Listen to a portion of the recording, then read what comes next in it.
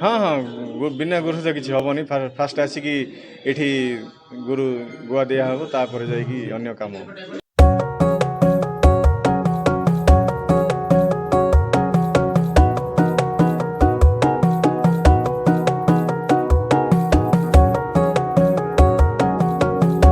मठरे नियाजाए गुरु दीक्षा एवं प्रत्येक कम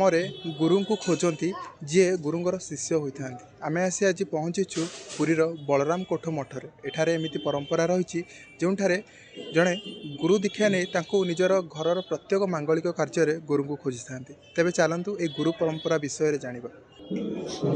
मो नाम महंत रघुवीर दास बलराम कोट मठ। गुरु मंत्र परंपरा अनेक अच्छी जमी गुरु ब्रह्मा गुरु विष्णु गुरुदेव महेश्वर गुरु साक्षात परम तस्मै श्री गुरवे नमः। आमर भारतीय परंपरा रे गुरु को तीन प्रकार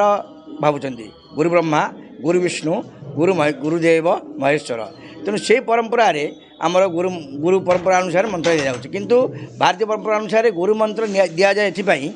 जे जो मैंने आसती जो गुरु मंत्र नापी आमको समस्त गुरु मंत्र ना उचित। आम समस्त गुरु अच्छे अनेक गुड़ा गुरु अच्छा ये हूँ मंत्र मंत्र गुरु बा दीक्षा गुरु कहते आमर शिक्षा गुरु अच्छा मंत्र गुरु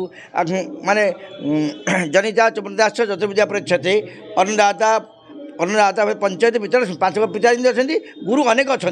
सेपरी ये गोटे मंत्र दि जाए से गुरु मंत्र यहाँ गुरु बिला को मानती जे दीक्षा दि जाए से मंत्र जो दि जाए से घरे जाए मंत्र जप करती जमी कौन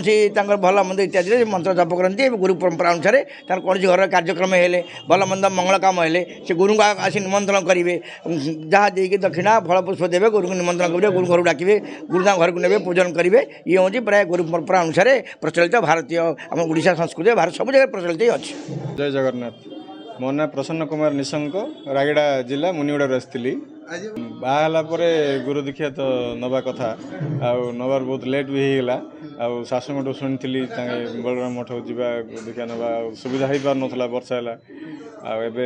सुविधा है आज आसिक नेली बहुत खुशी लगुच चेष्टा करी भविष्य नीति नियम पालिबा तापर जहाँ प्रभु इच्छा। अच्छा आगको जहाँ भी प्रत्येक भल मंद मांगलिक कार्य गुरु को खोजे। हाँ हाँ बिना गुरु से किसी हेनी फास्ट आसिक ये